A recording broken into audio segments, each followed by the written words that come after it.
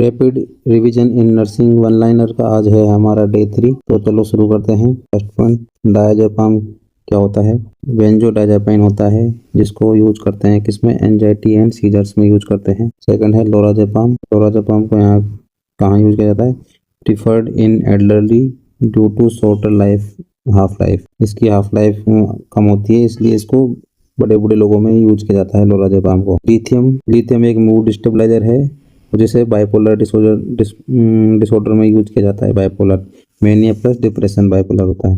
Therapeutic lithium level कितना होता है? 0.6 से 1.2 मिली इक्विवेलेंट पर लीटर होता है थेराप्यूटिक लिथियम लेवल। लिथियम की टॉक्सिसिटी का साइन क्या होता है? टॉक्सिसिटी का साइन होता है ट्रीमर्स, कंफ्यूजन और डायरिया। ये कॉमन साइन होते हैं लिथियम टॉक्सिसिटी के। SSRI क्या होता है? First line drug for depression की फर्स्ट लाइन ड्रग होती है। सर्ट्रेलिन इसका एग्जांपल है। हेलोपेरिडोल क्या होता है? एक टिपिकल एंटीसाइकोटिक ड्रग होती है हेलोपेरिडोल। क्लोजापिन क्या होता है? क्लोजापिन एक एटिपिकल एंटीसाइकोटिक है और रिस्क ऑफ एग्रेनुलोसाइट्स इसका हो सकता है, यानी कि साइड इफेक्ट इसका क्लोनाजापिन क्या होता है? एग्रेनुलोसाइटोसिस, यानी कि जो WBC का एक प्रकार में दो टाइप होते हैं, ग्रेनुलोसाइट और एग्रेनुलोसाइट।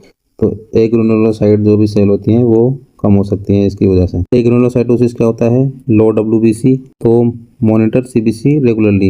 एग्रेनुलोसाइटोसिस की वजह से WBC कम हो सकती है, इसलिए रेगुलर CBC करवाना चाहिए, कंप्लीट ब्लड काउंट। MAOIs क्या होते हैं? फेनेल्जिन होता है एग्जाम्पल MAOI का। इंटरेक्ट विद टायरामिन फूड, ये टायरामिन फूड के साथ इंटरेक्शन कर सकता है, इसलिए टायरामिन प्लस MAOI। तो अगर ये दोनों एक साथ आएंगे तो हाइपरटेंसिव क्राइसिस हो सकता है, यानी कि BP बहुत ज़्यादा बढ़ सकता है। एक साथ BP बढ़ सकता है बहुत ज़्यादा, हाइपरटेंसिव क्राइसिस की कंडीशन आ सकती है टायरामिन प्लस MAOI के एक साथ कॉम्बिनेशन में। ADHD क्या होता है? Attention deficit hyperactivity disorder होता है ADHD, attention deficit hyperactivity disorder. Methylphenidate क्या होता है? Methyl common drug for ADHD को कम करने की कॉमन ड्रग होती है मेथाइलफेनिडेट। नेक्स्ट है डिलीरियम क्या होता है? Sudden confusion reversible. डिलीरियम का मतलब होता है सडन कंफ्यूजन, ये अचानक कंफ्यूजन हो गया और ये रिवर्सिबल होती है। दूसरा है डिमेंशिया। डिमेंशिया क्या होता है? एक प्रोग्रेसिव डिजीज है, इरिवर्सिबल है, कॉग्निटिव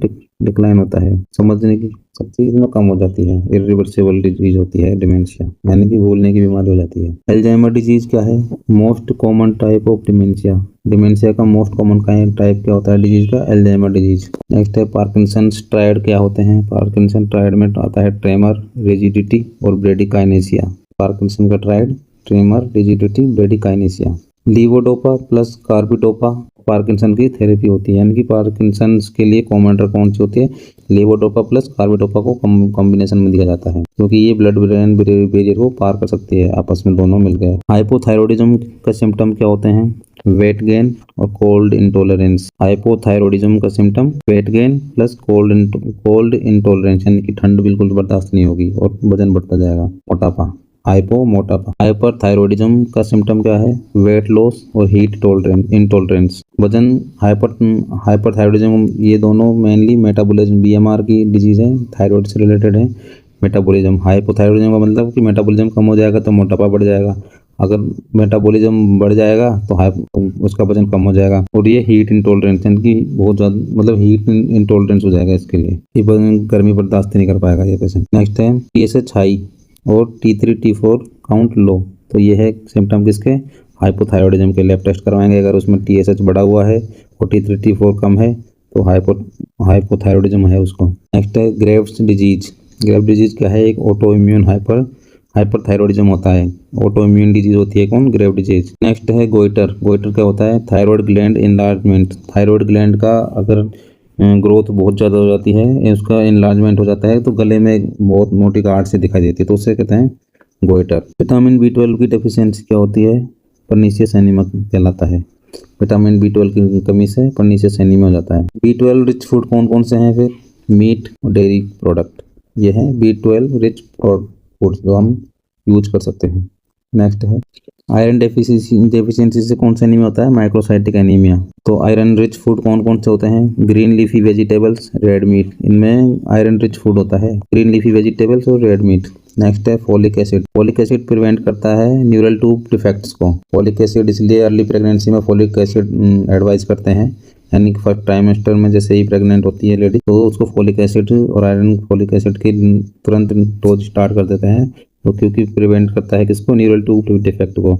अगर कोई लेडीज प्रेग्नेंट है और वो फोलिक एसिड नहीं लेती है तो उसको न्यूरल ट्यूब डिफेक्ट बच्चे को हो सकते हैं। तो बच्चे में न्यूरल ट्यूब डिफेक्ट ना हो इसलिए अर्ली अगर आप प्रेगनेंसी प्लान कर रहे हैं तो फोलिक एसिड पहले ही स्टार्ट कर देनी चाहिए। विटामिन डी की डेफिशिएंसी से क्या होता है, रिकेट्स इन चिल्ड्रन, बच्चों की हड्डियाँ जो हो जाती है विटामिन डी की, मतलब टेढ़ी हो जाती है, रिकेट्स ऐसी बीमारी होती है विटामिन डी की डेफिशिएंसी से। नेक्स्ट है क्वाशियोरकोर, क्या होता है, प्रोटीन डेफिशिएंसी है। अगर मेरास्मस है तो प्रोटीन प्लस कैलोरी डेफिशिएंट क्या होता है, मेरास्मस, यानी कि क्वाशियोरकोर और मेरास्मस दोनों ही प्रोटीन डेफिशिएंसी है, लेकिन अगर कैलोरी का भी डेफिशिएंसी हो रही है तो उसको मेरास्मस हो सकता है।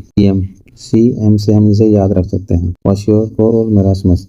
BMI क्या होता है, BMI के जो फॉर्मूला है वेट अपॉन हाइट का स्क्वायर, वेट केजी में लेंगे और हाइट मीटर स्क्वायर में लेंगे तो उसका BMI निकल आएगा।